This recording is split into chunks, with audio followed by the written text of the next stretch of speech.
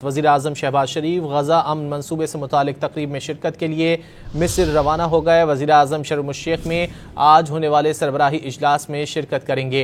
वज़ीर-ए-आज़म की सरबराह इजलास में शिरकत खित्ते में अमन के लिए पाकिस्तान की हिमायत की अक्कास है। सरबराह इजलास में दीगर स्टेक होल्डर्स भी शरीक होंगे।